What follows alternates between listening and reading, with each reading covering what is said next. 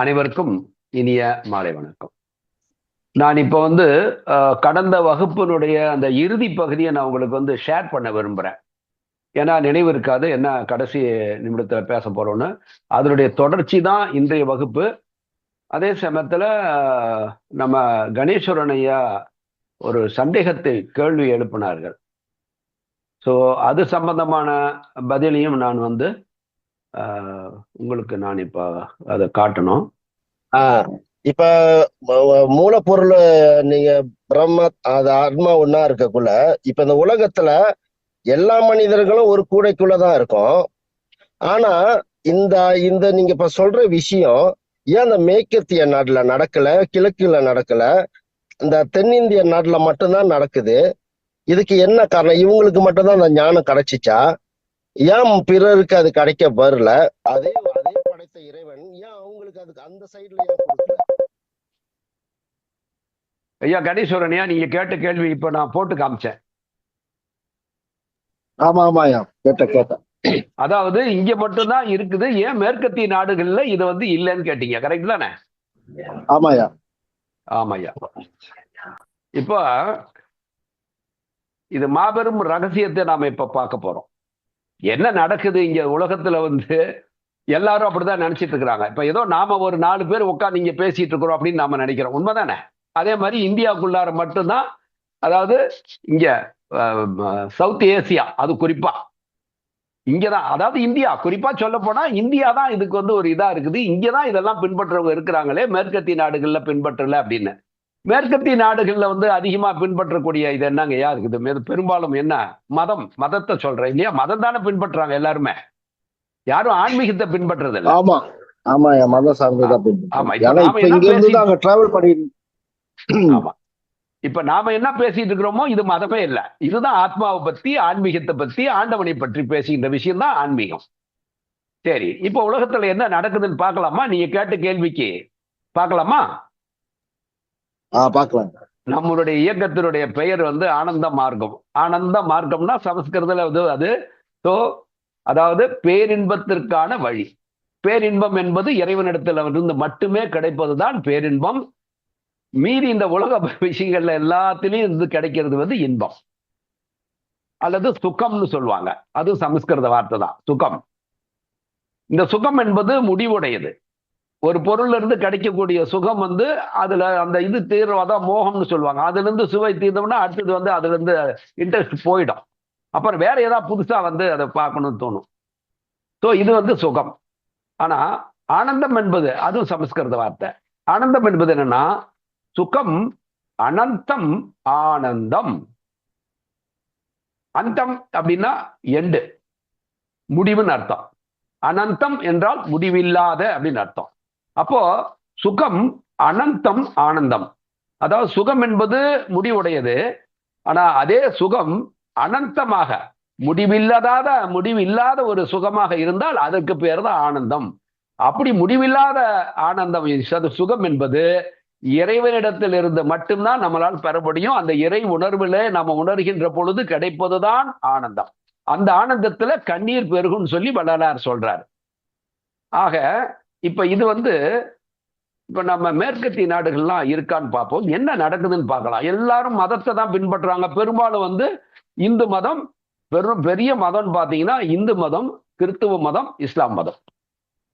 ஆனா இப்ப இந்த ஆனந்த மார்க்கம் என்பது இப்ப நாம என்ன பேசுறோம், நம்ம பின்பற்றுவங்க எல்லாம் எவ்வளவு பேர் பண்றாங்க? இதெல்லாம் மதத்தை கடந்து உலகம் முழுவதும் நீங்க கேட்கிற மாதிரி மேற்கத்திய நாடுகள் எந்த நாடை நீங்க வேணாலும் பேரை சொல்லுங்க, அங்க இது பரவி இருக்கான்னு பார்ப்போம். ஆனா யாருக்கும் தெரியல. இது தெரியாம, அதாவது மண்ணுக்கு அடியில ஓடுகின்ற நீரோடைன்னு சொல்லுவாங்க அத. அது மாதிரி மண்ணுக்கு அடியில ஓடிக்கொண்டிருக்கின்ற சுத்தமான பரிசுத்தமான நீரோடை போல இந்த ஆன்மீகம் என்பது உலகம் முழுதும் பரவிடுச்சு.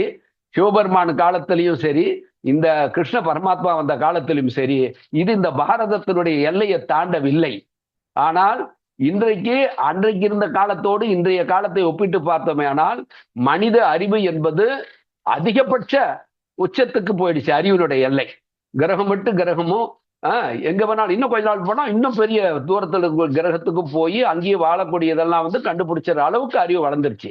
ஆனாலும் கடவுளை கண்டுபிடிக்கிற வழியில யாரும் போகல.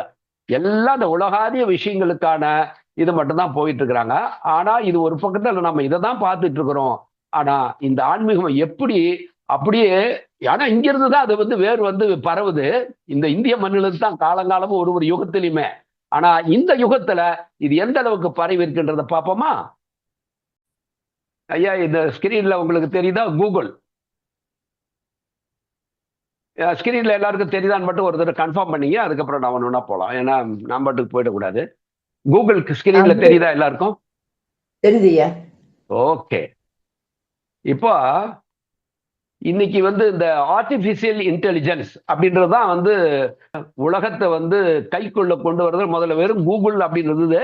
கூகுள்ல எதை வேணாலும் சர்ச் பண்ணாலும் அதுக்கான இதெல்லாம் விவரங்கள் கிடைக்கும் அப்படின்றது தெரியும். ஆனா கூகுள்ல அப்படிலாம் எதை வேணாலும் போட்டுற முடியாது.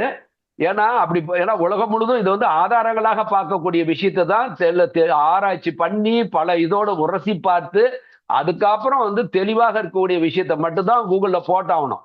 இல்லைன்னா கூகுளே காலி ஆயிடும். சாதாரணமா எல்லாம் அப்படி விட்டுற மாட்டாங்க உலக மக்கள்லாம். ஆனாலும் அந்த கூகுளையும் தாண்டி இன்னைக்கு பாத்தீங்கன்னாக்கா இந்த ஆர்டிபிஷியல் இன்டெலிஜென்ஸ் என்பது இதையும் கடந்து இன்னும் அட்வான்ஸ்டு ஸ்டேட்ல துல்லியமாக புள்ளி விவரங்களை எதை பற்றி வேணாலும் தெரிந்து கொள்ளக்கூடிய இது இன்னைக்கு இந்த ஆர்டிபிஷியல் இன்டெலிஜென்ஸ் என்பது உலகம் முழுதும் பரவிடுச்சுன்னு உங்களுக்கு தெரியும் இல்லையா? தெரியும் இல்லையா?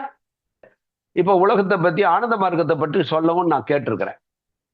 தமிழ்ல தான் போட்டிருக்கேன். ஏன்னா ஆங்கிலத்தில் கேட்டா டக்கு டக்குன்னு கிடைக்கும். இருந்தாலும் நான் தமிழ்ல போட்டிருக்கேன். பாருங்க என்ன நடக்குதுன்னு.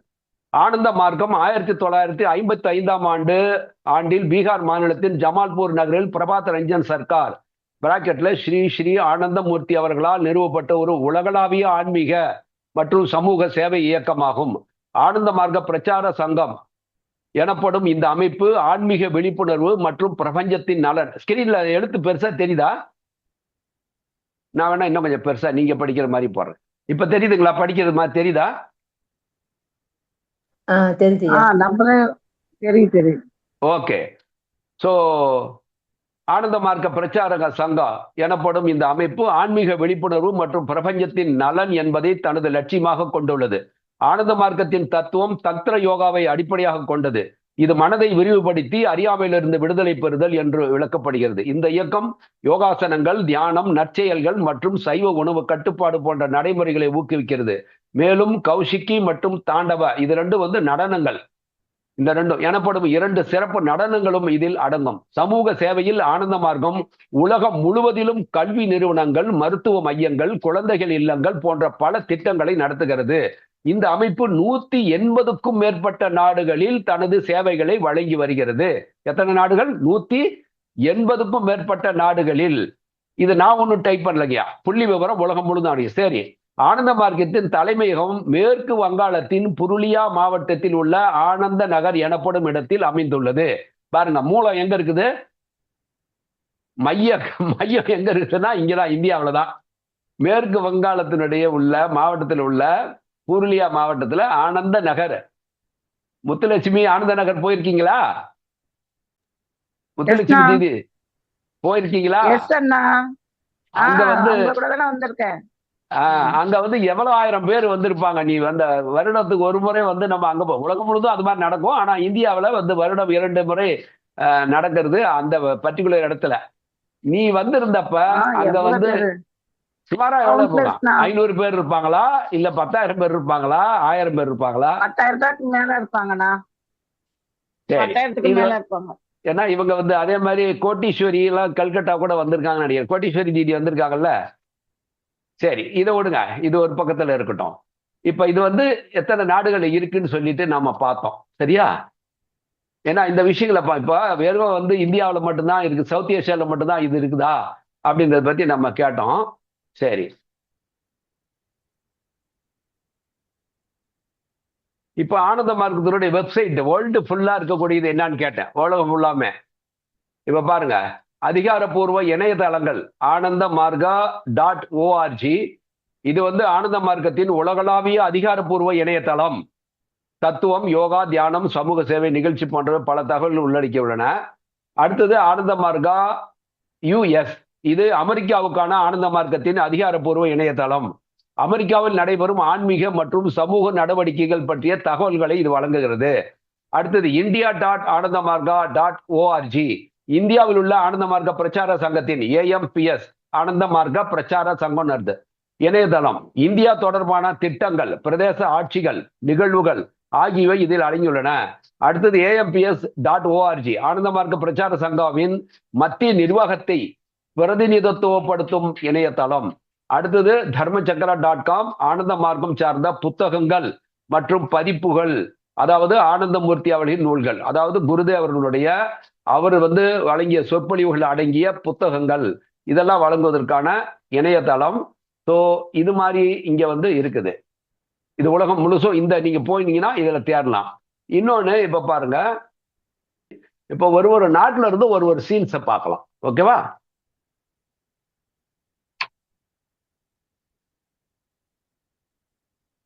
ஆனந்த மார்க்கம் எந்தெந்த நாடுகள் செயல்படுதுன்னா, ஓகே 180 நாடுகள் போட்டிருக்கிறாங்க.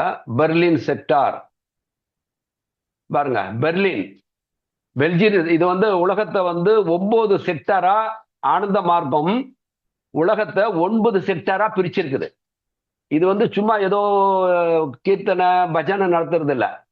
ஆனந்த மார்க்கத்தினுடைய கீழே உலகத்தை 9 பிரிவா பிரிச்சு வச்சிருக்காங்க. எத்தனை கண்ட்ரி, எந்த செக்டருக்குள்ளார எந்தெந்த நாடுகள். இது எப்போ, எந்த வருஷங்க? 1955 தொடங்குச்சு. ஆனா அந்த உலகத்தில் யாருக்காவது தெரியுமானா தெரியாது. ஏன்னா இதனுடைய அமைப்பு, இதனை பின்பற்றுகின்றவர்கள் இருக்கின்ற அந்த ஒழுக்க நெறிமுறைகள், இதெல்லாம் இது பிரபலப்படுத்திக்கிறதுக்கு அல்லது சும்மா வேடிக்கை காட்டி உலகத்துல நடத்துற விஷயங்கள் எதுவுமே இங்க நடக்காது. சின்சியரா அங்க அதுல தீவிரமாக ஈடுபட்டு தியானத்துல அடுத்தடுத்த நிலைகளுக்கு போகக்கூடிய இதெல்லாம் குடும்பமாக அதுல இருக்காங்க. இதுல பாருங்க, பெர்லின் செக்டார் அப்படின்னா எந்தெந்த நாடுகள்? Algeria, Amsterdam, Berlin, Bucharest, Gibraltar, London, Moscow, Oslo, Paris, Prague, Rome, Stockholm. இப்ப நீங்க ஏதாவது ஒரு கண்ட்ரியை பார்ப்போம். சரியா? இப்போ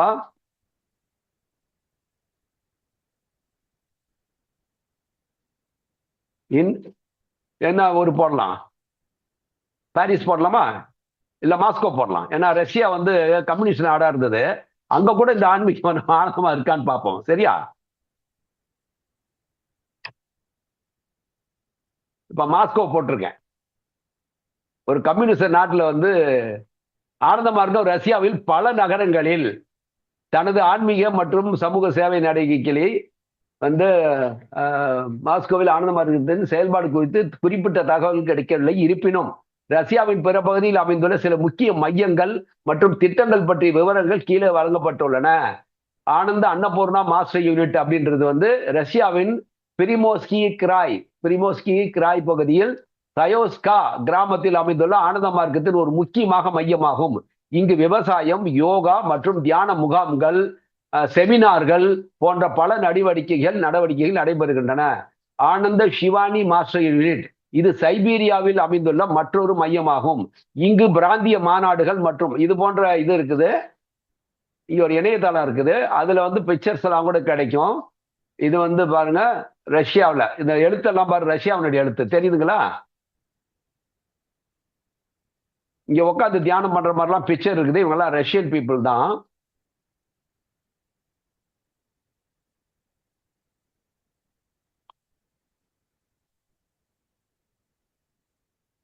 இது நீங்க வெப்சைட்ஸ்ல போய் பார்த்தா இன்னும் டீட்டெயிலாக இங்க ஒவ்வொரு நாடை பத்தியும் நீங்க பாத்தீங்கன்னாவே பாருங்க. இது அமர்ட் பின்னால போட்டுக்கு பாருங்க, AMURT ஆனந்த மார்கா யூனிவர்சல் ரிலீஃப் டீம். இது பேரு. எங்கெல்லாம் உலகத்துல இந்த இயற்கை பேரழிவுகள் நடக்குதோ அங்கெல்லாம் நம்ம ஆனந்த மார்கா யூனிவர்சல் அமர்ட்னு பேரு, ஷார்ட்டா ஆனந்த மார்கா யூனிவர்சல் ரிலீஃப் டீம். ஸோ இந்த நிவாரண குழு, இந்த அகில உலக ஆனந்த மார்க்க நிவாரண குழு உடனே அந்த இடத்துக்கு ஸ்பாட்ல போய், இப்போ கூட மியான்மர்லாம் மிகப்பெரிய அளவுல பூகம்பம் ஏற்பட்டுச்சு. அங்கெல்லாமும் நம்மளுடைய இந்த டீம் உடனே உலகத்திலிருந்து அங்கங்க நியரஸ்ட் நாடுகள்ல இருந்து ஒரு டீம் போவாங்க. போய் அங்க இதெல்லாமும் நிவாரண பணிகள், சேவை இதெல்லாம் பண்றாங்க. ஸோ இங்க என்னென்ன மாதிரிலாம் ப்ரோக்ராம்ஸ் பாருங்க. இப்ப இங்கெல்லாம் பாருங்க, ரஷ்யா தான்.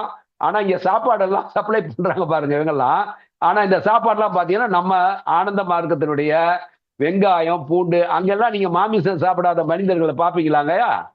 பார்க்க முடியுமா வெளிநாடுகள்ல எல்லாம்? ஆனா இது இவ்வளவு ஒரு உறுதியாக, அப்படி இல்லைன்னா இங்க ஆனந்த மார்க்கத்தில் இருக்க முடியாது. இங்க கூட்டம் சேர்க்கிற இயக்கமே இல்லை. அதனாலதான் உலகத்துக்கு இது தெரியாது. உலகம் முழுதும் சைலண்டா உண்மையான ஆன்மீகம் வளருது. குழந்தை குட்டிகள்ல இருந்து ஃபேமிலியா பெண்களும் ஆண்களும் இப்ப இந்த சாப்பாடு வழங்குறது எல்லாமே பாத்தீங்கன்னா நம்மளுடைய முறைப்படி இந்த தத்துவ குண உணவு மட்டும்தான் எல்லா இடங்கள்லயுமே எல்லா நாடுகளிலும் உள்ளவர்கள் சாப்பிடுகிறார்கள். இது எந்த ஒரு இயக்கத்திலையுமே நீங்க பார்க்க முடியாத ஒன்று என்பதை நான் இங்க உங்களுக்கு சொல்ல விரும்புறேன். அடுத்தது சும்மா இப்ப யூஎஸ்ல ப்ரோக்ராம் ஆஃப் ஆனந்த மார்க்கம் இன் யூஎஸ் கொடுத்துருக்கேன். யூஎஸ்ல ஏதாவது ப்ரோக்ராம்ஸ் பிக்சர்ஸ் கேட்போம். பிக்சர்ஸ் வீடியோ ஆர் நான் இங்கிலீஷ்ல கேட்டேன்.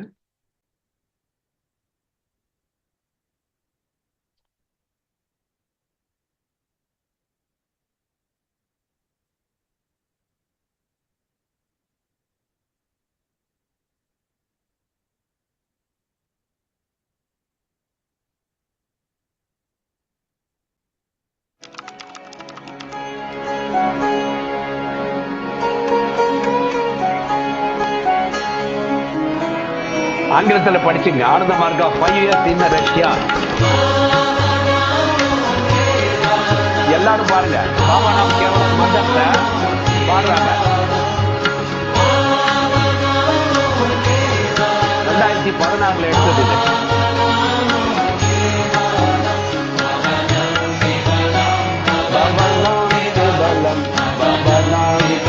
தாண்டவ நடனம், சிவபெருமான் ஆடுற தாண்டவ நடனம் தான் இப்ப அந்த எல்லாம் உட்காந்து தியானம் பண்ணிட்டு இருக்காங்க பாருங்க. சன்னியாசிகளும் நம்ம மாதிரி குடும்ப பீப்புளும்.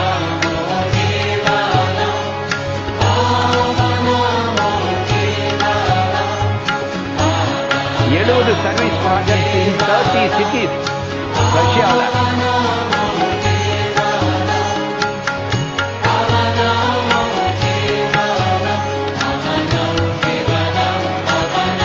நம்மளுடைய உணவு முறை. ஓகே, நான் உங்களுக்கு சுருக்கமாக சில விஷயங்களை தெரிவிக்கிறதுக்காக தான்.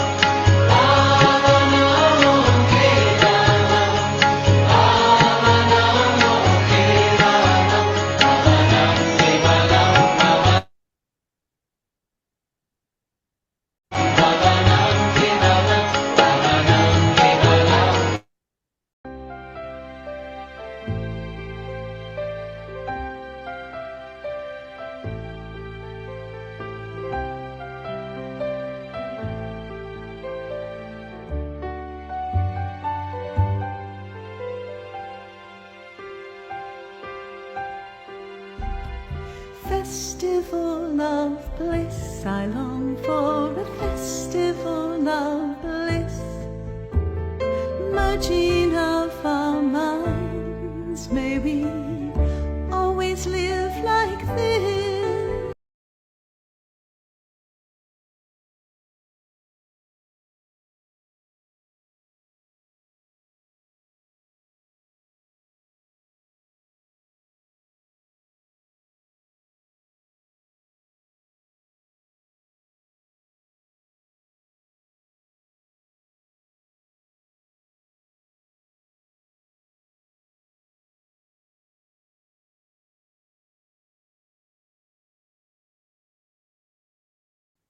ஐயா கணேஸ்வரன் ஐயா, நீங்க கேட்டீங்கல்ல, உலகத்துல இன்னைக்கு நமக்கு யாருக்குமே தெரியல, ஆனா மிகப்பெரிய ஒரு என்ன சொல்லலாம், இது ஒரு ஆன்மீக பிரளயம் ஏற்பட்டு கொண்டிருக்கிறதுன்னு சொல்லலாம். இத இன்பமான ஒரு பிரளயம் இது.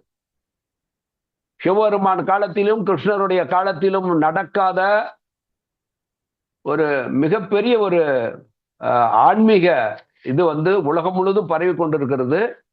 இந்த ஆனந்த மார்க்கத்தோட சிஸ்டம் இன்னும் சொல்ற பாருங்க. டெய்லி ரொட்டீன் ஒரு ஆனந்த மார்க்க அந்த இது பின்பற்ற, இந்த தியான இதை பின்பற்ற, ஆன்மீகத்தை பின்பற்றி வாழுகின்ற ஒவ்வொரு குடும்பத்திலும், இப்ப என்னுடைய குடும்பத்தை நீங்க எடுத்துங்க அப்படின்னா, நான் என்னை பத்தியே சொல்லணும் அப்படின்னா, என்னுடைய திருமணமே இந்த ஆனந்த மார்க்கத்தினுடைய துறவிகள் தான் செய்து வைத்தார்கள். இது போல உலகம் முழுவதும் சும்மா நீங்க வந்து கூகுள்ல போயிட்டு நீங்க பண்ணாலும் இந்த உலகம் முழுவதும் ஒவ்வொரு இடங்கள்லயுமே இந்த அதாவது ஒன்றே குலம் ஒருவனே தேவன், இது பேச்சு அல்ல, இது சட்டம். இங்க ஆனந்த மார்க்கத்துல சட்டம். இப்ப நீங்க திருமணத்தின் மூலமாக தான் இந்த இந்த ஜாதி என்ற ஒரு இதை வந்து ஒழிக்கணும். அப்படின்னா கலந்து கலந்து கலந்து கலந்து கலந்து கலந்து திருமணங்கள் நடக்கணும். இப்ப இன்னைக்கு வந்து என்னுடைய சர்டிபிகேட்ல ஒரு ஜாதி குறிப்பிடப்பட்டிருக்கிறது அப்படின்னு சொன்னா நான் நிச்சயமாக இதே ஜாதியை சேர்ந்த ஒரு பெண்ணை திருமணம் செய்யக்கூடாது என்பது கட்டளை, குருவினுடைய கட்டளை. இது போன்ற அதாவது 100% பிராக்டிக்கலாக இருக்கிறவங்க மட்டும்தான் இதுல வந்து சர்வே பண்ண முடியும். பொய்யாலாம் இங்க வந்து சும்மா வேஷம் போட்டுட்டு இருப்பாங்க சிலர். ஆனாலும் இது போன்ற ரூல்ஸ்ல வந்து நீங்க பொய்யா பண்ண முடியாது. அந்த மாதிரி அங்க திருமணம் எங்களுடைய குடும்பம் நாங்கெல்லாம் சின்ன குழந்தையிலிருந்து எங்க அப்பா இதுக்குள்ள கொண்டாந்தாரு. நான்லாம் முதல் தியானம் வாங்கும் போது 1963ஆம் வருஷம். எனக்கு வந்து இப்ப 70 வயசு. அப்ப நான் என்ன வயசு, எத்தனை வயசு பையனா இருப்பான்னு பாருங்க. இந்த தீட்சைய அந்த துறவிகளிடமிருந்து தீட்சையை நாங்க பெற்றுக்கொண்டோம். எங்க குடும்பம் முழுசும் பெருசாகி இன்னைக்கு ஆளாகி நாங்க 5 அண்ணன் தம்பிகள், 5 பேர், கடைசியா ஒரு தங்கை. அது இன்னைக்கு இந்த கிளாஸ்ல வந்து கலந்துக்கல அப்படின்னு நினைக்கிறேன். ஒருவேளை லேட்டா வந்தானு தெரியாது. ஆகவே அத்தனை பேருமே நீங்க இந்த அவங்களுடைய 5 பேரு மொத்தம் 6 பேர்னா 6 பேருமே வெவ்வேறு ஜாதியை சேர்ந்தவர்களை தான் ஆணாகவோ பெண்ணாகவோ திருமணம் பண்ணியிருக்கோம். இது வந்து ரூல். முதல்ல பிராக்டிக்கல் லைஃப்ல நீ வந்து இந்த சட்டங்களை வந்து இறைவன் ஒருவன், மனித இனம் ஒன்றுதான் அப்படின்ற அந்த கோட்பாடு இதுதான் ஆன்மீகத்திற்கு உள்ள இருக்கிறது. படைத்தவன் ஒருவன், படைத்தவை அனைத்தும் அவனுடைய குழந்தைகள், அது மரமாகட்டும் மனிதனாகட்டும். இதுதான் வந்து ஆன்மீகம். ஐயா அதுதான் என்னோட கேள்வி வந்து ஆனந்த மார்க்கம் விரிவடைகிறது இல்லையா? எல்லாமே இந்தியால இருந்து தான் புறப்பட்டு அங்க இதா பரவுது.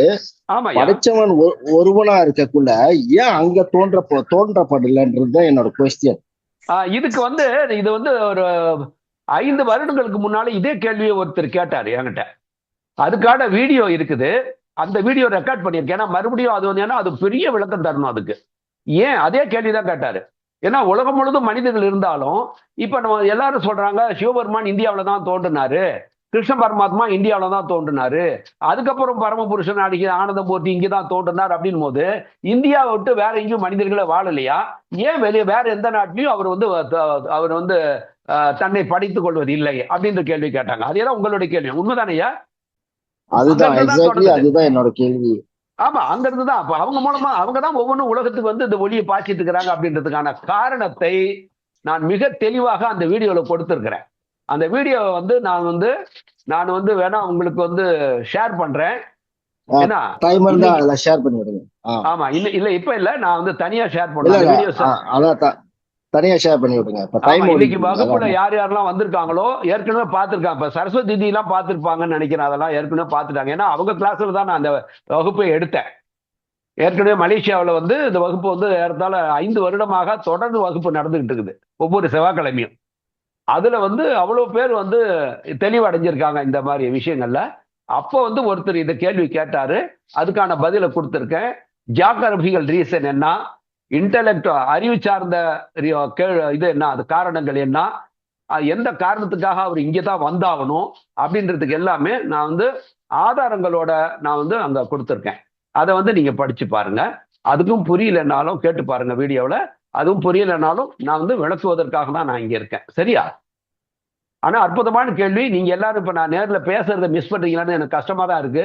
என்னதான் நீங்க வீடியோல பார்த்தாலும் நேர்ல நான் சொல்லும் போது நீங்க மைண்ட்ல வந்து புரிஞ்சுக்கிற மாதிரி கஷ்டம்தான்.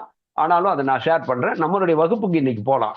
ஏன்னா இதெல்லாம் முடிச்சதுக்கு அப்புறம் நம்ம பிராக்டிஸுக்கு வரணும். இதெல்லாம் நம்ம தியரியில எவ்வளவுதான் நீங்க காதால கேட்டாலும் மனிதனுடைய தர்மம் என்னன்றதை வந்து நம்ம உணர்ந்து அந்த தர்மத்தின்படி நம்ம நடக்கலைன்னா என்னன்றதான் நம்ம இன்றைய வகுப்புல பார்க்க போலாம். சரி, நீங்க வந்து இப்ப நீங்க இதுல போங்க, கூகுள்ல போயிட்டு ஒரு நாட்டோட பேரை சர்ச் பண்ணி நீங்க போட்டாவே நிறைய வீடியோஸே வருது. அங்க என்ன நடக்குதுன்னு பாருங்க. இப்ப நான் என்ன மந்திரத்தை வந்து குரு மந்திரத்தை நான் முதல்ல சொல்றேனோ அதை உலகம் முழுதும் உச்சரித்து கொண்டிருக்கிறாங்க. இன்னும் ஒன்னே ஒண்ணு மட்டும் நான் வந்து அதை மட்டும் காமிச்சிடுறேன். அதையும் நான் ஷேர் பண்ண விரும்புறேன். நீங்க அதை ஒண்ணு மட்டும் நீங்க கொஞ்சம் தயவுசெய்து பார்த்துருங்க. பாபா நாம் கேவலம் என்பது பற்றி சொல்லுன்னு நான் கேட்கிறேன். பாபா நாம் கேவலம் in Sanskrit mantra that holds a deep spiritual significance, especially in the teachings of Sri Sri Ananda Murti, the founder of Ananda Marga. It is a universal chant. சாண்ட்னா உச்சரிக்கிற மந்திரம், யூனிவர்சல், உலகம் முழுவதும் வந்து சாண்ட் பண்ற மந்திரம், used in meditation and devotional practice, and it carries a very simple yet profound meaning. அது சாதாரணமா இருந்தாலும் ஆனா ஆழமான அர்த்தத்தை கொண்டது. பாபா என்றால் பிலவர்ட், டியரஸ்ட், த டிவைன், அதாவது referring to the supreme consciousness or God. Baba என்று சொன்னால் இந்த பரம மெய்யுணர்வை, பிரபஞ்ச மெய்யுணர்வையோ அல்லது கடவுளையோ குறிக்கக்கூடியது. அல்லது பிலவர்ட் என்றால் அன்பிற்குரிய, டியரஸ்ட்னா மிகவும் நெருங்கிய உறவான அப்படின்னு அர்த்தம்னு. நாம் என்றால் நேம், பெயர். கேவலம் என்றால் ஒன்லி, எக்ஸ்க்ளூசிவ்லி, அதாவது அந்த பாபா என்ற பெயரை தவிர வேறு ஒன்றுமே இல்லை, அது ஒன்றுதான் என்பதுதான். So Baba Nam Kevalam literally means only the name of the beloved. பிலவர்ட்னா இங்க காட். ஆர் மோர் ஸ்பிரிச்சுவலி, இன்னும் அதிகமா ஆன்மீகமா சொல்லணும்னா only love for the divine அப்படின்றது தான். Everything is an expression of divine love. எல்லாமே அந்த இறைவனுடைய அன்பினுடைய வெளிப்பாடு. அதை தான் வந்து நம்ம ராமலிங்க சுவாமிகளும் என்ன சொன்னாருங்க, தனிப்பெரும் கருணைன்னு சொன்னாருங்க. இந்த டிவைன் லவ் வந்து நாமெல்லாம் காட்டுறது வந்து தமிழ்ல சொன்னா வந்து அத லவ்ன்ற அந்த ஆங்கில வார்த்தை வந்து கருணை என்ற ஒரு வார்த்தைக்கு பொருத்தமான இது இல்லை. ஆனா வள்ளலார் வந்து தனிப்பெரும் கருணைன்றாரு, எக்ஸ்க்ளூசிவ்லி. அது பாருங்க, கேவலம் என்று சொன்னால் ஒன்லின்னு இருக்குது, இங்க இருக்குதா? கேவலம் என்று சொன்னால் ஒன்லி, எக்ஸ்க்ளூசிவ்லி, ஸ்கிரீன்ல தெரியுது இல்ல? சோ அப்ப வள்ளலார் என்ன சொல்றாருங்க, அருட்பெருஞ்சோதி அவன், தனிப்பெரும் கருணையானவன். ஸோ அதான் பாபா நாம் கேவலருடைய மீனிங். அதுதான். இன்னொரு நீங்க அதிசயப்படுவீங்க, அதையும் நான் காட்டுறேன். ஸோ பாருங்க, தமிழ்ல கூட வருது, பாபா நாம் அனைத்தும் தெய்வீக நேசத்தின் தோற்றமே, அதாவது தெய்வ நாமமே எல்லாம். பாபா என்று சொன்னால் இறைவனுடைய திருநாமம் ஒன்றே அப்படின்னு. ஸோ இந்த மாதிரி இன்னும் இது வந்து இதை இன்னும் சர்ச் பண்ணீங்கன்னா உலகம் முழுவதிலுமே அதிகமாக உச்சரிக்கின்ற இந்த இது வந்து பாபா நமக்கு எவ்வளவுன்னு வரும். ஒரு தனியும் நம்ம சர்ச் பண்ணும்போது ஒன்று வரும், நீங்களே போய் சர்ச் பண்ணி பாருங்க. பாபா நமக்கு எவ்வளவு உலகம் முழுதும், நீங்க ஐயா கேட்டீங்க இல்லையா, உலகம் முழுதும் வந்து எப்படி யாருக்குமே தெரியாம, ஆனா இந்த மந்திரம் உலகம் முழுதுமே வந்து அதிகமாக உச்சரிக்கப்படுற ஒரு மந்திரம் என்பது. அதே மாதிரி இன்னொன்னு பாருங்க, இப்ப வள்ளலார் இன்னொன்னு சொன்னாரு, வள்ளலார் நம்மளுக்கு தெரிஞ்சவர், அவர் என்ன சொல்றாருன்னு பார்ப்போம். வள்ளலார் எழுதிய 6 திருமுறைகள், அதுல உரைநடை பகுதின்னு ஒன்று இருக்கு பாருங்க. இந்த ஸ்கிரீன்ல பாருங்க, வள்ளலார் உரைநடை புக் PDF இது பாருங்க. இது வந்து திரு அருட்பிரகாச வள்ளலார் உபதேசம் வசன பாகம். கேள்விப்பட்டிருக்கீங்கல்ல? வசன பாகம் தனியா இருக்கு. இதுல பாருங்க, வள்ளலார் பற்றி நீங்க எல்லாருமே தெரிஞ்சிருப்பாங்க. தமிழ் மக்கள் வள்ளலாரை பற்றி, அதுவும் பர்டிகுலர்லி இவர் வந்து மதத்தை கடந்தவர். மதமான பேய் பிடியாது இருக்க வேண்டும் என்று சொல்லுவார். மதம் என்பது பேயின்னு சொல்றாரு. பேய் பிடிச்சவங்க கதை எப்படி இருக்கும் அந்த மாதிரிதான்றாரு. அவர் சொன்னாரு, உண்மை பத்திரிகை. ஸ்கிரீன்ல தெரியுதா ஐயா? இது தெரியுதா? உண்மை பத்திரிகை என்பது தெரியுதா?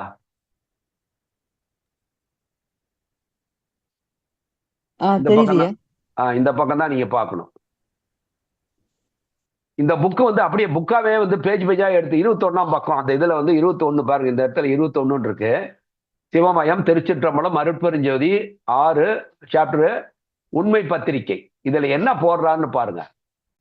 திருச்சிற்றம்பலம், சுத்த சிவ சன்மார்க்கம் ஒன்றே இனி எல்லா உலகத்துக்கும் வழங்கும், இதற்கு எந்த விதப்பட்ட தடைகளும் இல்லை, தடையற்ற பெருநெறி வழக்கம் இக்காலம் தொட்டு அளவிறந்த நெடுங்காலம் வரையில் வழங்கும். பாயிண்ட் நல்லா புரியுங்க. இக்காலம் தொட்டு அவர் என்னைக்கு சொன்னாரோ, என்ன டேட் சொன்னாரு பாருங்க, சித்திரை மாதம் 1 1871. இங்க இயர் இருக்கு பாருங்க, நான் ரவுண்ட் பண்ணி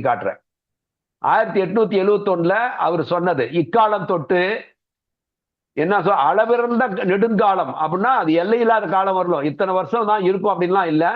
இதுதான் இது வந்து தடையற்ற பெருநெறி வழக்கம் நான் வழங்குன்னு சொல்றாரு. அதன் மேலும் மேலும் வழங்கும். அந்த நெடுங்காலம் வரையில் உள்ள அதுக்கு மேலும் சொல்லவே முடியாத காலம் வரல அப்படின்னா இனிமே இதுதான் வழங்க போகுது இந்த உலகத்துலன்றாரு. அது என்ன சொல்றாரு பாருங்க. அப்படி பல வகைப்பட்ட சமய பேதங்களும் சாத்திர பேதங்களும், பேதங்கன்னா வித்தியாசங்கள், டிஃபரன்ஸ், சமயங்கள்ல வித்தியாசம் இருக்கு, சாத்திரங்கள்ல வித்தியாசம் இருக்குது, ஜாதி பேதங்கள் இருக்குது, ஜாதியில வித்தியாசம், ஆச்சாரங்கள்ல இது இருக்குது. சோ இதெல்லாம் சொல்றாரு. பல வகைப்பட்ட சமய பேதங்களும் சாத்திர பேதங்களும் ஜாதி பேதங்களும் ஆச்சார பேதங்களும் போயிடுன்றாரு. சுத்த சன்மார்க்க பெருநெறி ஒழுக்கம் விளங்கும். இது கடவுள் சம்மதம். இது 29 வருஷத்திற்கு மேல், களி 5000க்கு மேல், அது காலம் நமக்கு தெரியல. ஆனா 29 வருஷத்துக்கு மேலன்றார் அவரு. 71 அப்படின்னா நீங்க 29 சேர்த்துக்கிட்டீங்கன்னாக்கா ஏறத்தாழ வந்து 1900க்கு மேல கணக்கு. சரி, அவர் என்ன சொல்றாரு பாருங்க. இப்போது வருகிற நமது கடவுள், எல்லாரும் தான் சொல்றாங்க. நீங்க வந்து கிறிஸ்துவ மதத்திலையும் சொல்லிட்டு இருக்கிறாங்க, சொல்றாங்களே இல்லையா? ஆமா, இயேசுநாதர் வரப்போகிறார், வருவாரு, வந்து எல்லாத்துக்கும் தீர்ப்பு கொடுப்பாரு சொல்லிட்டு இருக்கிறாங்க. ஆனா அதை பத்தி நான் 2 வகுப்புக்கு முன்னாடி என்னமோ தெளிவா பேசிட்டேன். உயிரோட எழுந்து வந்தாரு, ஆனா ஏன் போயிட்டாரு? மக்களுக்கு வந்து நீதியவோ அல்லது அதர்மத்தை அழிச்சு தர்மத்தை நிலைநாட்டுல. ஆனா எழுந்து வந்தாருன்னாங்க, அதை பார்த்தோன்னு சொல்றாங்க 3வது நாள். ஆனா போயிட்டாரு, எங்க போனாருன்னு தெரியாது. ஆனா ஒரு இறைவன் என்பவன் வந்து இந்த உலகத்துல இப்ப நீங்க வந்து இது பகவத்கீதை இது வந்து நான் ஒருத்தரை குறைப்படுத்தி சொல்லல, அதை தான் நான் அன்னைக்கும் சொல்றேன். அறிவு சிந்திக்க வேண்டும். ஆனாலும் மறுபடியும் வருவாருன்னாரு, போயிட்டாரு. ஆனா திரும்பியும் வருவார் சொல்லிட்டு இருக்கிறாங்க. இதெல்லாமே வந்து ஒரு எல்லா மதங்கள்லயுமே இருக்கக்கூடிய ஒரு இதுதான் அது. அதை நான் குறைய சொல்லல, ஆனா இருக்கிற உண்மையை நான் அவங்க என்ன சொல்றேன் அதை தான் சொல்றேன். ஆனா இப்ப இவரு சொல்றாரு, இப்போது வருகிற நமது கடவுள் இதற்கு முன் சமய சாத்திர புராணங்களில் வந்ததாக சொல்லுகின்ற பல வகைப்பட்ட ஏற்பாட்டு கர்த்தர்கள், மூர்த்திகள், கடவுள், தேவர், இன்னும் கூட பெருசு பண்றேன், உங்களுக்கு தெரியுதான்னு தெரியல பாருங்க. இப்போது வருகிற நமது கடவுள், அதாவது கடவுள் வரப்போறாருன்னு சொல்றாருங்க. வந்தாரா இல்லையான்றத வந்து யாருக்கு தெரியுமா? அவங்களுக்கு தான் தெரியும். ஏன்னா வந்தவர் யாரு காட்டுவாரோ அவருக்கு தான் காட்டுவாங்க, எப்பயுமே அப்படித்தானே. நான் தான் அதைத்தானே சொல்றேன். இப்ப இவரு கிருஷ்ண பரமாத்மா வந்தப்பையும் எத்தனை பேருக்கு அது கடவுள்னு தெரியுங்க. அப்ப அவரு இறைவன் தான் மனித, அவர் சொல்றாரு யுகம் தோறும் நான் வருவேன்னு சொல்லி இருக்காங்க. அப்ப அவர் வந்த காலத்துல அவர் யாருக்கு அடையாளம் தெரியும்? எத்தனை பேருக்கு அவரா பார்த்து நான் வந்திருக்கேன்னு யாருக்கு தகுதி இருக்கோ அந்த அவரை காணுகின்ற அந்த தகுதி எந்த ஆத்மாவுக்கு இருக்குதோ அந்த ஆத்மாவுக்கு மட்டும் அவரை காமிச்சிருவார். மீதி பேத்துக்கெல்லாம் அவர் ஒரு பெரிய சக்திசாலி, அவ்வளவுதான். அவர் வந்து இந்த உலகத்தில் இந்த மாதிரி சாதிச்சுட்டு போனார்ன்ற மட்டும்தான் தெரியுமோ இல்லையா? ஆனா கடவுள் என்ற பதில யாருக்கு கடவுளை பார்க்கணும்னு விருப்பம் இருக்குதோ மற்ற பேரெல்லாம் கடவுளே நீ எங்களை காப்பாற்ற மாட்டியா அப்படின்றவங்களுக்கெல்லாம் அவர் காப்பாத்தி விடுவாரு. என்னென்ன தேவைகளோ அதை அவர் செய்வார். அது ஒரு ரூல், அது ஒரு வகை அவருடைய செயல்ல வருவதற்கு காரணம். அதான சொல்றாரு இல்லையா? அடுத்தது, யாரெல்லாம் பகவானை வந்து ஒரு முறையாவது கண்ணால பார்க்க முடியுமா, அவரை வந்து உணர்ந்து கொள்ள முடியுமா, அப்படி எனக்கு காட்டுவாரா அந்த ஒரு காட்சிய அப்படின்னு ஏங்கிட்டு இருக்கிற அந்த பக்தியினுடைய உச்சகட்டத்தில் இருக்கக்கூடிய ஆத்மாக்களுக்கு அவர் வருகின்ற தருவாயில அத்தகைய ஆத்மாக்கள் பிறந்து வருவார்கள். அவர்களுக்கு மட்டுமே அந்த கோணத்திலே அவர் தன்னை யார் என்று காட்டுவாரு. அந்த ஒரு இதை நிறைவேற்றுவார், அந்த விட்டு போன அந்த எஞ்சி இருக்கின்ற பக்தனுடைய ஆசையை. அப்போ எப்பெல்லாம் இறைவனை யார் என்று தெரிஞ்சுக்கணும்னா அந்த தகுதி உடையவர்களுக்கு மட்டும்தான் அவங்களை காட்டுவாரு. மற்றவங்களுக்கு அது காட்டினாலும் அது புரிய போறது கிடையாது. ஏன்னா அதை புரிஞ்சவங்களுக்கு மட்டும்தான் அந்த காட்சியை பார்க்கும்போது எப்படி இருக்குன்ற உணர்வு. சரி, இப்ப அவர் சொல்றதை பார்ப்போம்.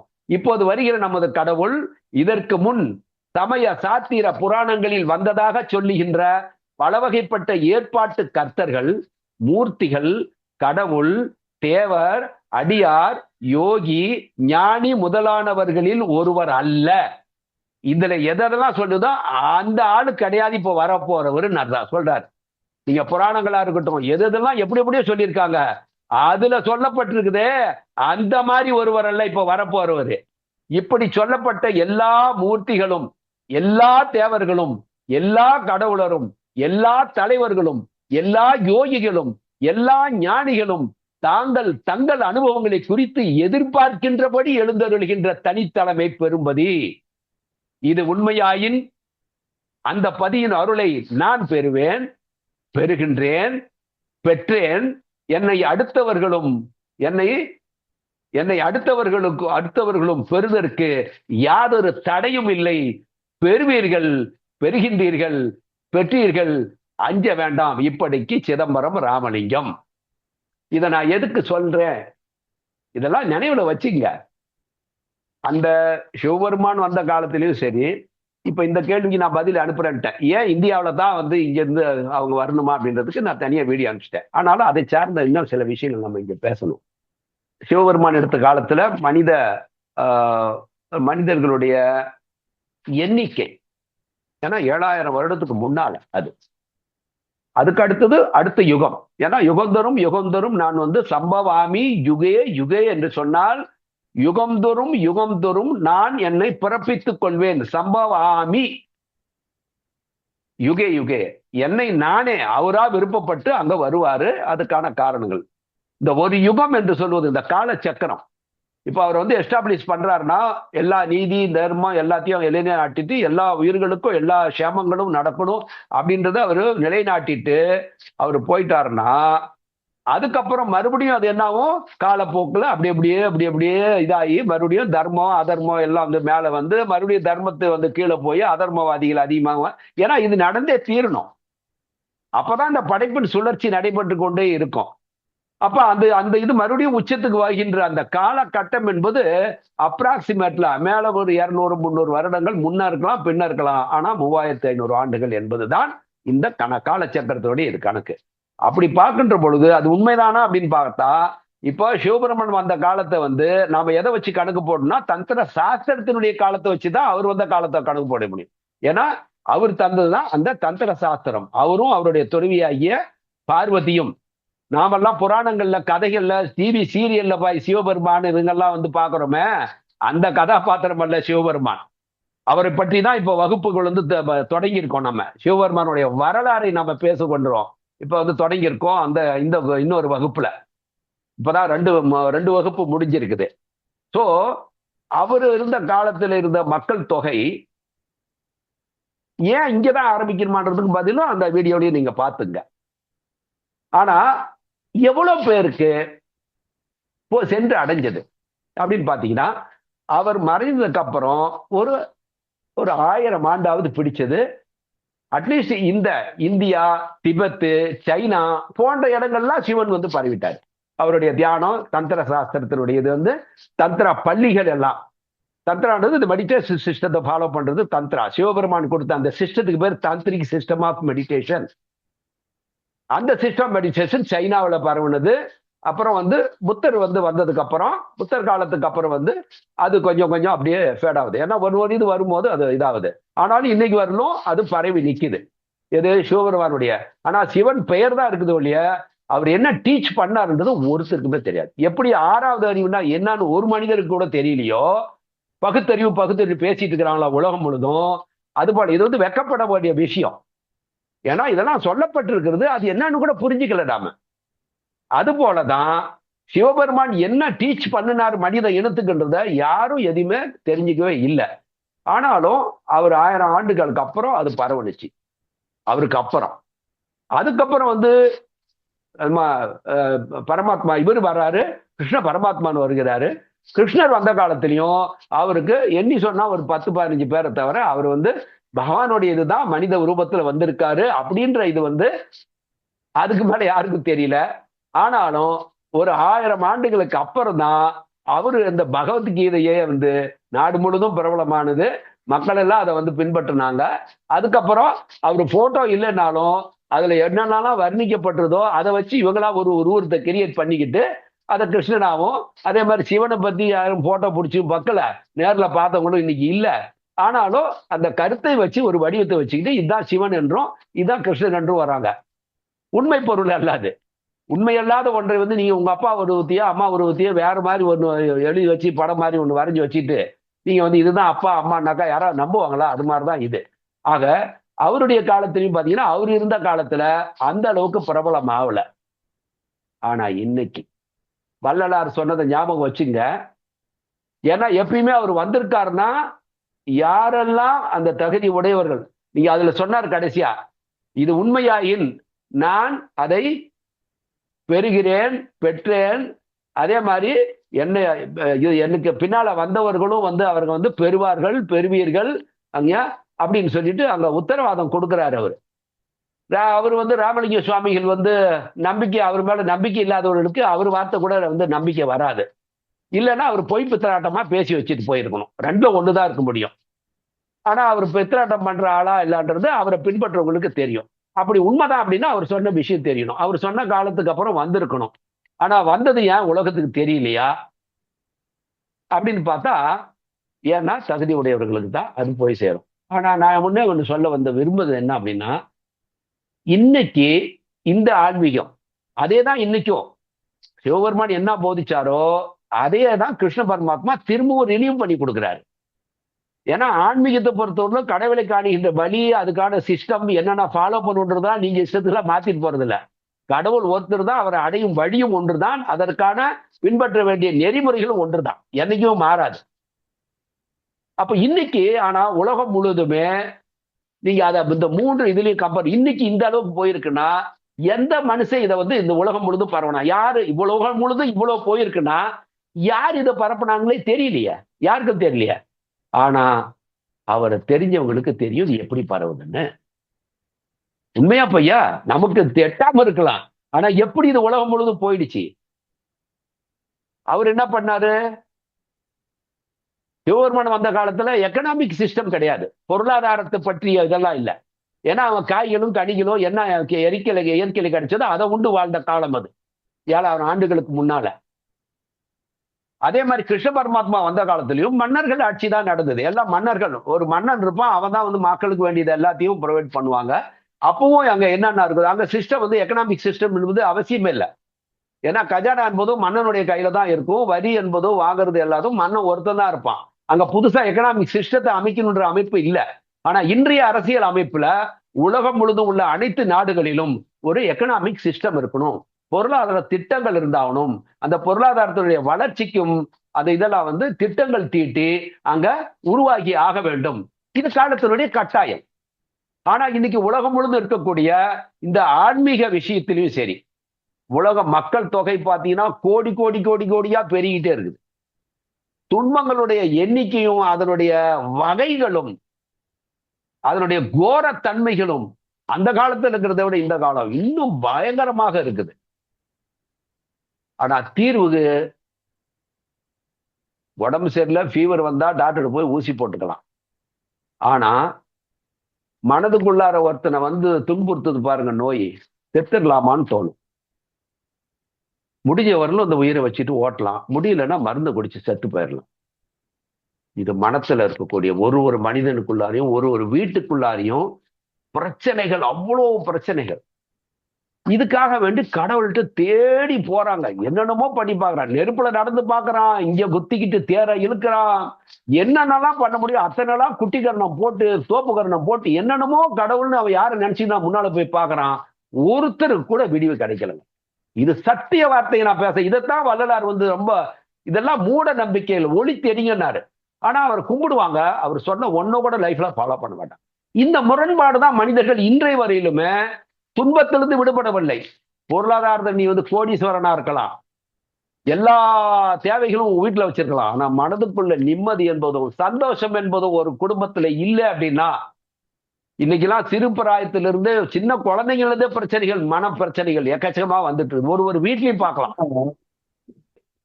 அந்தந்த காலகட்டத்துக்கு ஏற்ற தீர்வுகளை இறைவனாக வந்த மனிதன் வடிவுல வந்த இறைவன் தீர்த்து வச்சாரு.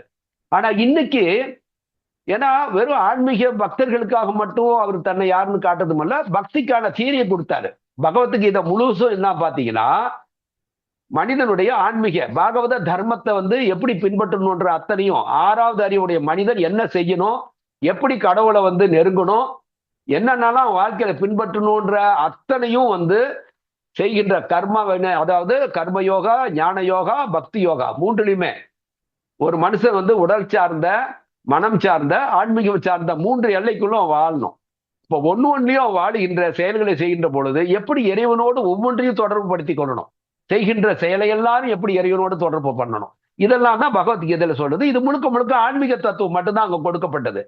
ஏன் பொருளாதார தத்துவமோ அல்லது அரசியல் அமைப்பு தத்துவமோ அப்ப கொடுக்கப்படலைன்னா, அப்ப வந்து அரசியல் அமைப்பு என்பதால இல்லை, ஏன்னா அங்க ஆட்சி முறைதான் இருந்தது. ஆனா இன்னைக்கு அரசியல் அமைப்பு கட்டாயமா தேவை. ஏன்னா மக்கள் தேர்ந்தெடுத்து ஒரு தலைவனை தேர்ந்தெடுத்து அவர்கள் ஆளுகின்றார்கள். அப்ப அரசியல் அமைப்புல குற்றங்களுக்கும் எல்லாத்துக்கும் சட்டங்கள் வகுத்தாகணும். அப்பெல்லாம் ராஜா என்ன சொல்றாரு அதான் தீர்ப்பு. ஆனா இன்னைக்கு அப்படிலாம் இல்லை. அப்போ ஒரு அரசியல் அமைப்பு என்பது உலகம் முழுவதும் தேவைப்படுகிறது. அதே போல பொருளாதார அமைப்பு என்பது மனிதர்களுடைய தேவையாக இருக்கிறது. சரியான பொருளாதார அமைப்பு ஒரு அரசாங்கத்துல இல்ல, கொடுக்க முடியலன்னா அங்க மிகப்பெரிய அளவுல பணம் உள்ளவர்கள் வந்து உச்சத்திலையும் பணம் இல்லாதவர்கள்லாம் பிச்சைக்காரர்களாக வாழுகின்ற நிலைமைத்தான் வருவது. இது இந்த இம்பேலன்ஸ்.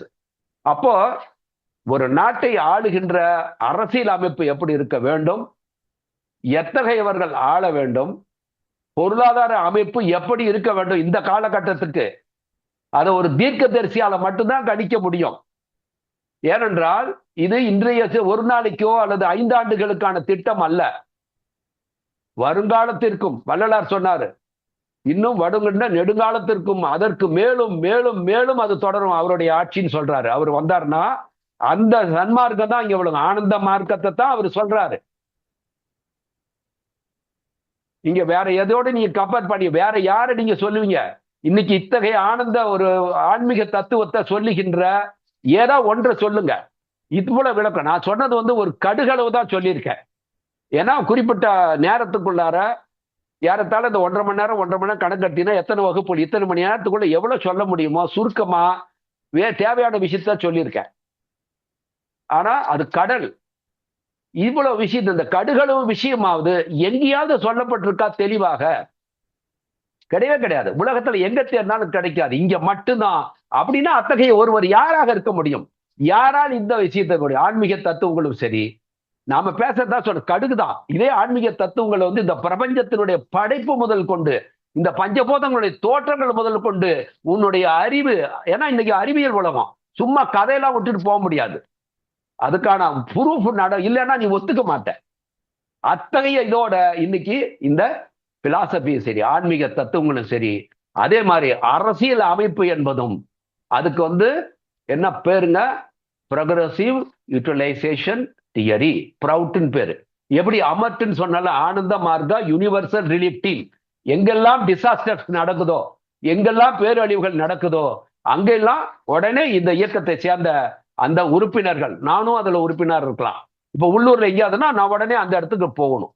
நீங்க கொரோனா பீரியட்லாம் பாத்தீங்கன்னா நிறைய போட்டோஸ் எல்லாம் கூட நான் வந்து தேவைன்னா கூட அனுப்புவேன். நம்ம டீம், இப்ப நான் வந்து எந்த ஊர்ல இருக்கிற சேலம்னா சேலத்துல இருக்கிற டீம்ஸ் அந்த பீரியட்லயே மாஸ்க் எல்லாம் போட்டுக்கிட்டு நாங்க என்னென்ன வகையெல்லாம் அந்த மாதிரி யார் யாருக்கெல்லாம் உதவ முடியுமோ அந்த டீம் உடனே போய் நாங்க உதவணும். அது மாதிரி அதே மாதிரி கடலூர் இதெல்லாம் வந்து பெரிய சுனாமி வந்த பண்ணவ துறவிகள் முதல் கொண்டு, நம்மளுடைய துறவிகள் தான் நமக்கு ஆச்சாரியார்கள், அவங்க தான் நமக்கு போதிப்பாங்க. அந்த ஆச்சாரியர்கள் முதல் கொண்டு நம்ம போல தொண்டர்கள் எல்லாரும் அதுல போய் அதுல ஈடுபடுற விருப்பம் உள்ளவர்கள்லாம் கலந்துக்கலாம். வாலண்டியர் தான், இது வந்து கம்பல்சரி கிடையாது. தொண்டு செய்வதாக நினைச்சு செய்யணும். இது போன்ற எல்லா அமைப்புகளும் இருக்கிறது போல இந்த அரசியல் மற்றும் பொருளாதார அமைப்பு உலகம் முழுவதற்கும், இந்தியாவுக்கு இல்லைங்க, உலகம் முழுதும் அத்தனை நாடுகளிலும் உள்ள அத்தனை நாட்டுக்கும் ஏற்ற ஒரு பொருளாதார அமைப்பும் சரி. இன்னைக்கு வந்து இந்த ப்ரௌட் தியரியை வச்சு இவர் கொடுத்த, நம்ம குருதேவர் கொடுத்த இந்த ப்ரோக்ரெசிவ் யூட்டிலைசேஷன் என்ற இந்த சமூக பொருளாதார கோட்பாட்டை மிகப்பெரிய அளவுல ஆராய்ச்சி பண்ணி டாக்டர் ரவி பத்ரா, சும்மா நெட்ல போய் போடுங்க, நம்ம குருதேவர் தந்த அந்த உலக பொருளாதார இதை பத்தி அவர் வந்து மிகப்பெரிய ஒரு இது எழுதி ஒரு புத்தகமே எழுதியிருக்காரு. அது மிக பிரபலமாக அது இடம் பெற்றது, அது உலகம் முழுதும் அது பெயர் பெற்ற புத்தகம். அந்த அவர் எழுதின அந்த புத்தகத்தினுடைய அது வந்து இவருடைய தியரி வச்சு. உலகம் முழுதுக்கும் இன்னைக்கு அது ஒன்றுதான் இந்த உலக பொருளாதாரத்தை காப்பாற்றும் அப்படின்றதிலோ அவரு டாக்டர் ரவி பத்ரான்றவர் அவர் எழுதியிருந்தார் இந்த நூலை. அதே மாதிரிதான் இந்த அனைத்துமே ஆன்மீக தத்துவங்களும் சரி, பொருளாதார அரசியல் அமைப்புகளும் சரி, எல்லாமே அவர் கொடுத்து விட்டதான். இப்ப எப்படி பகவத்கீதை கொடுக்கப்பட்டதோ அது மாதிரி இந்த காலகட்டத்துக்கு அரசியல் அமைப்பு, பொருளாதார அமைப்பு, பொருளாதாரம் பாத்தீங்கன்னா பொருளாதாரத்துக்கு எதெல்லாம் சம்பந்தப்பட்டதோ, உதாரணமா விவசாயம், ஏற்றுமதி, இறக்குமதி, இது கைத்தறி, நெசவு, என்னென்னலாம் அந்த பொருளாதாரத்து இதுல இருந்து ஒரு நாட்டுல உலகத்து முழுவதும் சம்பந்தப்பட்டிருக்கோ அத்தனை துறைகளுக்கும் இதுதான், இந்த நாட்டிற்கு இதுதான் பொருந்தும், இந்த நாட்டிற்கு இந்த மெத்தட் தான் பொருந்தும். இப்படி உலக நாடுகள் அனைத்திற்கும் திட்டங்களை கொடுத்திருக்கிறார். யாரால் தர முடியும்? இன்னைக்கு பக்தி பாடல்கள்ல 5018 பாடல்களை அவரே இறைவன் மீது பக்திக்கு அந்த பாடல்களை அவரே லிரிக்ஸ் அவரே கொடுத்து அதுக்கு இசையும் அவரே தந்து, அது இன்னைக்கு உலகம் முழுதும் யூடியூப்ல போய் பார்த்தீங்கன்னா அதுக்கு பேரு பிரபாத சங்கீதம் பேரு. பிரபாத் என்றால் இந்த விடியல், காலையில விடியல் வருது பாருங்க, சூரிய உதயம். பிரபாத சங்கீதம்னா விடியல் சங்கீதம் அர்த்தம். 5018 பாடல்கள். அந்த பாடல்கள்லாம் இப்ப அந்த மலேசியாவினுடைய இதெல்லாம் நிறைய நாங்க அவங்க எல்லாம் இயக்கத்தை சேர்ந்தவங்க, தியானம் வாங்கினவங்க எல்லாம் அந்த பாடல்களை எல்லாருமே பாடுறாங்க. இப்போ 5018 பாட்டுங்க, அதுக்கு லிரிக்ஸ், மியூசிக் எல்லாமே. அது சரி. அடுத்தது இந்த உலகம் முழுதும் இதை நீ வந்து பரப்பி ஆகணும்ல, இந்தியா மட்டும் இருக்காது. அப்போ உலகம் முழுதும் நீங்க போய் ஒவ்வொருத்தருக்கும் தியானம் கத்துக்கணும்னா யார் போய் கத்துக் கொடுக்கறது? தியானத்தை கொடுக்கறது தீட்சை வேணும்ல, தீட்சை கொடுத்தாகணுமே. ஏன்னா அது தீட்சை மூலமாக தர வேண்டிய மந்திர உபதேசம் அது தியானத்துக்கு. அப்போ நானும் நீயோ உலகம் முழுதும், எனக்கு குடும்பம் இருக்கு, குழந்தைங்க இருக்குது, நான் இங்க வீட்டுல தியானம் பண்ணிட்டு இருக்கேன், நான் குடும்ப வாழ்க்கையை குரு சொன்ன மாதிரி வழியில பின்பற்றிட்டு இருக்கிறேன் இந்த உலகத்துல. நான் போய் ஒவ்வொரு இடத்துக்கும் போய் பண்ண முடியாது. அப்ப ஒரு துறவு பூண்ட அதுக்குன்னு தகுதியுடைய துறவிகளாக அவர்களுக்கு ட்ரெயின் பண்ணி, அந்த துறவிகள் தான் அவங்க நாடு விட்டு நாடு சென்று அங்கேயே அங்க வந்து துவங்கவே இல்லைனாலும் அங்க எங்கேயாவது ஒரு மடத்திலேயோ எங்கேயோ ஒரு தங்கி இருந்து அதுக்கப்புறம் அங்க வந்து இந்த தீட்சையை யாருக்காவது சொல்லி கொடுத்து அதுல அவங்க பயன்பெற்று அவர்கள் வந்து எப்படியாவது இந்த இடத்துல வந்து பரப்பணும்னு சொல்லி அங்க ஒரு சின்ன ஒரு குடிசையோ என்ன ஆரம்பிச்சு அப்படிதான் இன்னைக்கு 1955 உலகம் முழுதும் 180 நாடுகளுக்கு மேல், இப்ப இதுல கொடுத்தது பழைய ரெக்கார்டு, அது அங்கெல்லாம் சொந்தமாக இந்த ஆனந்த மார்க்கத்துடைய ஆசிரமங்கள் அமைக்கப்பட்டுள்ளன. சொந்தமாக யார் இது செஞ்சாங்க? யாருக்காவது தெரியுமா? உலகத்துல யாரோ பற்றிய கேள்விப்படுறோம், யாருக்காவது தெரியுமா? அந்தந்த நாடுகள்ல குடும்பமா தீட்சை வாங்கி அங்க கீர்த்தனை பாபாநாம் கேவலம் மந்திரத்தை பாடி அங்கெல்லாம் பெரிய ஒரு ஆன்மீக இதை வந்து உருவாக்குறாங்க. இது யார் உருவாக்குனாங்க உலகத்துக்கு தெரியுமா? ஆனா நடக்குது. வள்ளலார் சொன்னவர் வந்தாரு, யாருக்காவது தெரியாது. ஆனா எப்ப தெரிஞ்சுக்க முடியும் அப்படின்னா, நீங்க ஆன்மீகத்தின் மூலமாக மட்டும்தான் குருவை யாருன்னு தெரிஞ்சுக்க முடியும். ஒரு குருவனுடைய இதை நீங்க தெரிஞ்சுக்கணும்னா அந்த குருவிட்ட நீங்க முதல்ல தீட்சையை வாங்கி அந்த தீட்சையும் அவர் உபதேசித்த அனைத்தையும் நீங்க வாழ்க்கையில 100% பின்பற்றும் போதுதான் அவர் குருவா அல்லது வேறு ஒருவரா என்பது தெரியும்.